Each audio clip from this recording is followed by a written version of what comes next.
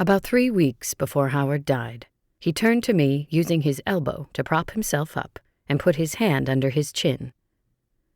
"Please, do not forget me," he said. I looked at him and replied in my usual humorous and loving way. "Are you insane? That could never happen." Now, no one who reads this book will forget him either. Water seeks its own level. For Howard and me, that was true. On the surface, anyway. We were from the same city, went to the same college, came from similar backgrounds, and were both goal-oriented. It didn't hurt that we liked the same foods as well. Below the surface, however, we absolutely were not the same. It did not take long for us to discover this, and we spent a lifetime working through those differences. You could say that the above maxim about water applies to me and the various widows I've interviewed for this book. We certainly have something significant in common, but beyond the fact that we've lost our life partners lie many differences in background, philosophy, sexual orientation, you name it. On top of that, we were widowed at a variety of ages and have been grappling with the experience for various lengths of time. So which is more important? Our differences or the particulars that have emerged as being universal to widowhood? Today, I would say they are equally important. When I set out to add other stories to my own, I didn't have a clear idea of what would result from that process. I certainly didn't anticipate the close and enduring bond I'd form with women I barely knew or didn't know at all. I just knew that one experience of widowhood, my own, probably wouldn't tell a full enough story to enlighten all those just embarking on the path or anticipating, probably dreading, what it might feel like.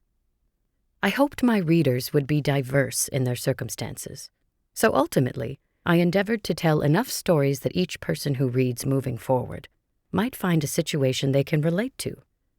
I hope I've done that. While widowhood isn't one experience, there are many things about it that do seem constant.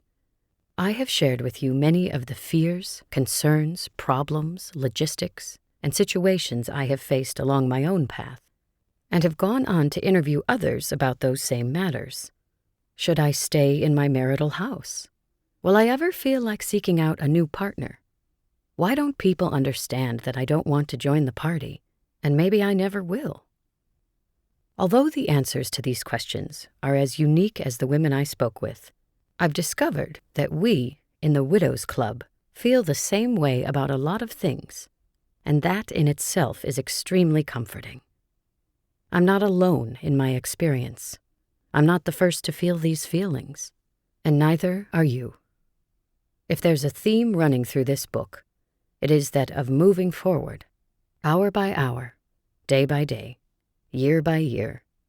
My journey is one illustration of how this might look, and each of the other women here has painted her own picture, sharing her own processes, time frames, mistakes, triumphs, and wisdom. It has taken me a long time to gain the perspective necessary to write moving forward, but that has been part of my journey too. I am so much stronger and more capable now than I was a few years ago. The view ahead has grown so much clearer, while looking back has become easier and less fraught with grief.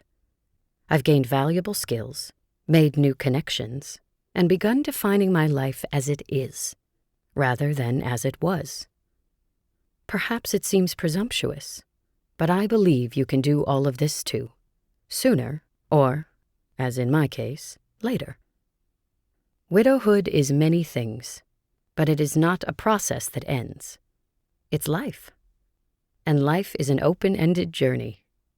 I thank you for sharing a bit of my journey with me, and I wish you well along your own. Arlene Sachs.